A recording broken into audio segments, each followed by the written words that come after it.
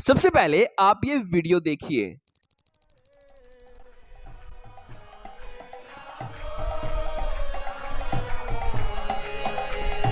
Hare Krishna,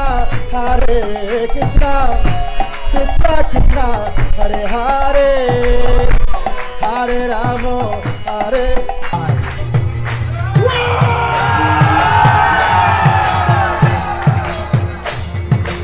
Out from the pillar came Narasimhadev.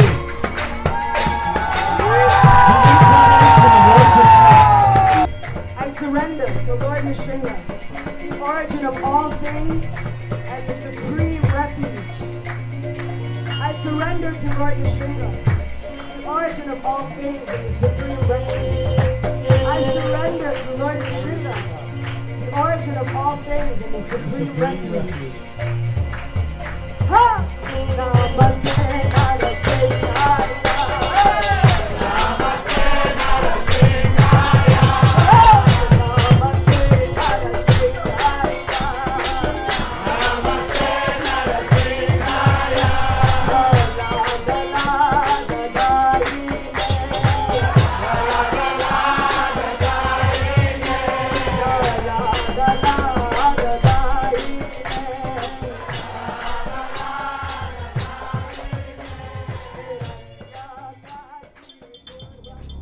ये video है मुस्लिम देश ताजिकिस्तान की सड़कों और गलियों की, जहां पर ताजिकिस्तान के मुसलमानों ने ताजिकिस्तान में पहली बार हिंदू साधु देखे, और वो भी इतनी खुशी से ताजिकिस्तान की सड़कों पर बिना किसी भय के नाचते और गाते हुए, जिसके चलते ताजिकी मुसलमानों ने बिना इस्लाम की परवाह किए इन हिंदू संतों की वीडियोज और फोटो शूट किए और इनके साथ सेल्फीज भी ली। और कुछ तो ताजिकी मुस्लिम ऐसे भी थे जिन्होंने इन संतों के साथ नाचना शुरू भी कर दिया था, जिनको देखकर ऐसा प्रतीत हो रहा है कि मानो ताजिकिस्तान में भी सनातन की नींव रखी जा चुकी है इन उज्बेकिस्तान के हिंदुओं के द्वारा, जिनके बारे में हम वीडियो में आगे बात करेंगे कि कैसे उज्बेकिस्तान के हिंदू अब ताजिकिस्तान में सनातन की नींव रख रहे हैं एक तगड़ी शुरुआत के साथ। लेकिन दोस्तों, जिस मुस्लिम देश की जनसंख्या ही 98% मुस्लिम हो,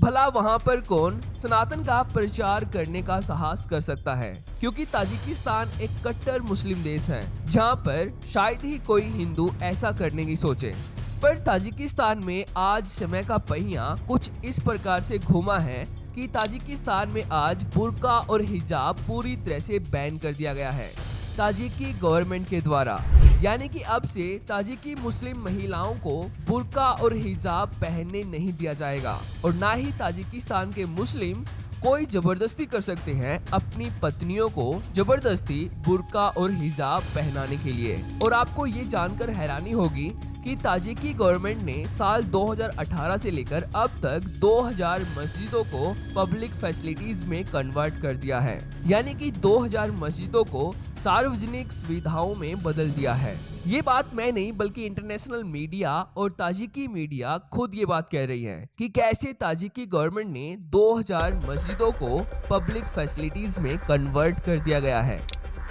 Tajikistan last year converted 2,000 mosques into facilities for general public use in its latest attempt to marginalize those not directly under government control. The head of the Committee for Religious Affairs, Hossein Shokurov, said in a news conference on February 5th that the unauthorized mosques have been repurposed into tea houses, hairdressers, cultural centers, and medical clinics. और केवल इतना ही नहीं, ये तो बस एक trailer है, picture तो आपको आगे दिखने वाली है कि कैसे ताजिकिस्तानी गवर्नमेंट ताजिकिस्तान में इस्लाम का नॉर्मलाइजेशन करने के लिए कई सालों से लगी हुई है। और आज ताजिकिस्तान गवर्नमेंट इस्लाम पर इतनी सख्त हो चुकी है कि इस्लामिक फेस्टिवल जैसे कि मुहर्रम और दूसरे इस्लामिक ट्रेडिशन रिचुअल्स के लिए इन्होंने खास तरह के नियम बनाए हैं, जिससे ताजिकिस्तानी मुस्लिम बिल्कुल भी खुश नहीं है। जैसे कि मुहर्रम पर काले कपड़े नहीं पहनने,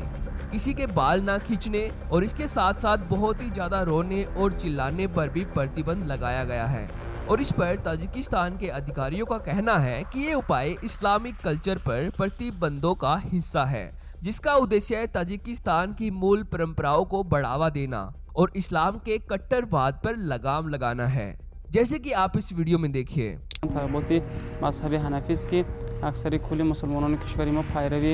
इन मजहब हस्तन و چون یک طلبات به میان آمد در سالهای آخر که باید چون یک ترتیب به صفت یک راهنما، یک دستور برای مسلمانان کشور تهیه شود تا آنها توانند در دایره آن و با رعایت نمودن بندهای الهیده آن مراسم‌های دفن عزاداری خود را برگزار نمایند.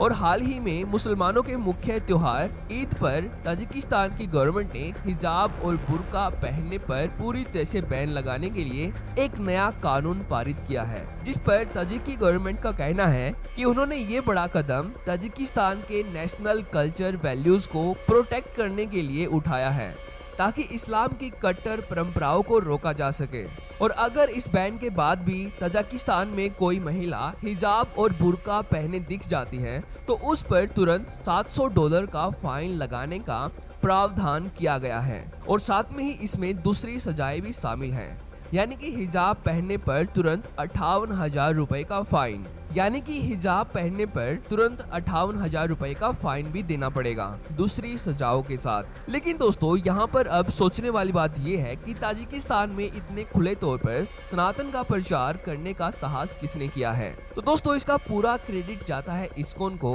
यानी कि international society for Krishna consciousness को, जिसके बारे में मैंने आपको बहुत बार बताया है कि कैसे विदेशों में इस्कॉन सनातन को प्रमोट करने के लिए बड़े कदम उठा रही है, जिनको उठाने के लिए बहुत बड़े साहस की आवश्यकता होती है। और यहाँ पर एक विशेष बात यह है कि ताजिकिस्तान में सनातन का प्रचार करने के लिए भारतीय हिंदू नहीं बल्कि उज्बेकिस्तान, रशिया और कजाकिस्तान के हिंदू यहाँ ताजिकिस्तान में आकर सनातन का प्रचार कर रहे हैं और यहाँ के मुस्लिम्स को भगवान कृष्णा और भगवान जगन्नाथ के कीर्तन से सनातन धर्म की ओर आकर्षित कर रहे हैं। और इसके लिए इन हिंदुओं ने ताजिकिस्तान की कैपिटल दुशानबे में भगवान कृष्णा और भगवान जगन्नाथ का एक मंदिर भी बनाया है, जिसमें कीर्तन के साथ साथ हर रोज पूजा अर्चना भी की जाती है। और अब धीरे धीरे ताजिकिस्तान में इस हिंदू मंदिर के माध्यम से हर साल भगवान जगन्नाथ की भव्य रथ यात्रा का प्रारंभ भी किया जाएगा और ताजिकी मुस्लिम्स को भगवत गीता पढ़ने और कीर्तन में शामिल होने के लिए प्रेरित भी किया जाएगा,